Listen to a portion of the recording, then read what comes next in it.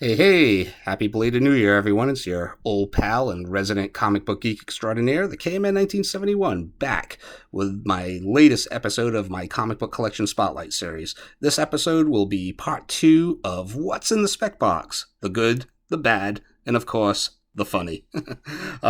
Just to reiterate, of why personally, as a collector, I speculate. Well, for one, it's fun. It's just a fun little aspect of the hobby, depending on how you do it, I guess, like anything else. I've always liked to go after first appearances, especially cheap first appearances, killer covers that I like, extra books that I think might pop later on, grab an extra copy so I can flip down the road. I love grabbing trendy books on the cheap, a book that's been languishing in the, in the long boxes somewhere is just a filler issue, and then it pops for some reason, and you can get it at a cheap price. Movies and streaming, just like anyone else, that influences my speculation, and of course, the controversial quote unquote spec news that is found on online sites, and of course, right here in the YouTube comic book community. So, to jump on into it, I have about like 30 something books, and this batch will be very heavily influenced on the first batch of Disney Plus MCU streaming shows, as well as some other things that we'll get into as start showing off the books and stop yammering. So, to kick it off, we have Scarlet Witch #1, of course, influenced during the WandaVision era of Disney Plus when that show dropped, and I've always been a fan, regardless of speculation, of grabbing a character's first issue the first time they get to headline their own titles. So pretty cool.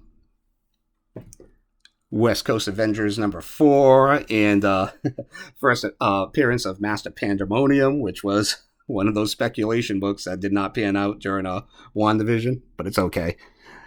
Any of these books that don't pan out, as long as they're part of one of like the main franchises that I collect, I just file them in there, or I'll get rid of them at some point if I'm not too attached. So here's another good example of that: Avengers West Coast #55, first appearance of the Dark Wanda on the very last page. I kind of dispute that. I think she went dark before that in another Avengers, well, the main Avengers title during the 1970s, but whatever. It's John Byrne. It's the Avengers of the 1980s. So, yeah, this is a keeper regardless. Giant size special Captain Marvel #1. This is the first time that the Monica Rambeau Captain Marvel headlined her own title, and another book that also popped during, well, to some degree, during the WandaVision series, which was a series that I really, really enjoyed. I have to say that that was probably, well, my second favorite series. We'll get into what my favorite series was on Disney Plus. Solo Avengers #2. This is the first time that Monica Rambeau had her own story, headlined her own story. And Marvel Fanfare #24, which is the first meeting between Monica Rambeau and Carol Danvers. All right, moving on into my favorite MCU Disney Plus show, Loki. So here we have Fantastic Four #27, first cameo appearance of the TVA, the Time Variance Authority. I'm not really sure what's considered their first full appearance, but whatever. Mighty Thor #372, and this is the first appearance of this, I forget his name, but he was a judge from the Time Variance Authority that never appeared in Loki Season 1, and, but regardless, once again, anytime I can snag an issue cheap from the Walt Simonson Thor run from the 80s, always a good thing. Another little mini story arc that kind of took off after the season finale of Loki, which, once again, I can't wait for season 2 this year. Avengers #292, which ends up featuring, well, in 293, a bunch of different Kang variants. So this story arc was like popular for a couple of weeks after Loki initially wrapped up. And 294, which finishes off the story arc. And to polish off some of the Loki specs, Avengers the Terminatrix Objective #1. And this is the first appearance of, I forget the name of the character, but that big lion cloud creature that was in the Loki series. So Yes, look at that cover. Foil and the Marvel Trinity. Those guys are not. I should also mention that all of these books were pretty much picked up for pretty much that $1 to $5 range, which gets back to my original point of having fun with speculating. If you're speculating on the low end, like I am, if a book doesn't pop, who cares? But if you're, spending double and triple digits on a book speculating on something, I can see how that can sour some collectors. So it's all in how you do it, I guess, just like anything else. Solo Avengers #1. Now we're getting into some of the Hawkeye spec, and I can't even remember why I picked up this book, but what I do remember is, for whatever reason it was, with like most things with Hawkeye, it did not pan out. Thunderbolts #4, the first appearance of Jolt, who was rumored to first appear in the Falcon and Winter Soldier show, and that didn't happen. And then she was rumored to appear in the Hawkeye show, and that didn't happen either. So there you go. Marvel Knights, Wave 2 preview. This features a preview appearance of Yelena Belova, and I think she is a cool character. One of the few cool characters introduced in Phase 4. Yeah, for $1, I wasn't going to pass that up. And to top off the MCU Disney Plus spec books, we have Sword #1. Secret Invasion is around the corner at some point this year, and I can't see how you could have Secret Invasion without Sword. So, first appearance in Astonishing X-Men 3 and 8 are already kind of a thing, but this book you can probably still, I know you can still get it for under $10 on eBay. So this is the first time that Sword has had their own title. So why not? All right, let's make some room. I think we're making some pretty good time. All right. Once in a while, I'll buy books that are actually based on what happens inside the pages. So here we have Scooby-Doo Apocalypse #25, and this issue features the death of Fred from the Scooby-Doo gang. Get out of here. Yeah, I guess that death ended up sticking, too. Crazy. We have Marvel Knights Spider-Man #10, and for some reason, this popped a little bit at some point last year. Well, maybe not last year, whenever the Donny Cates Venom run was going. But this is the first time that the Scorpion appeared as Venom. Power Pack #17.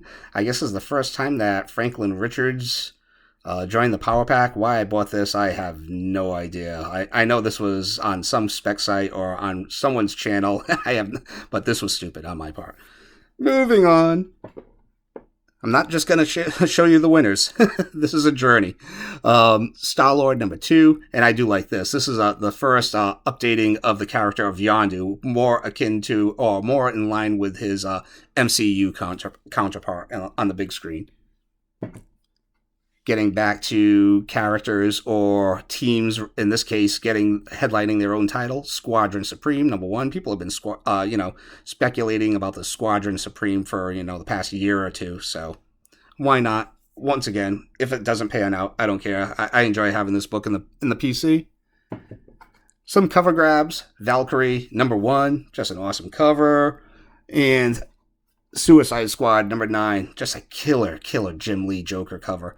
And sometimes it takes Joker covers a couple of years to percolate in the in the market, and after a while they end up popping, or sometimes not. Either way, awesome cover, and that's I have another copy for the PC anyway.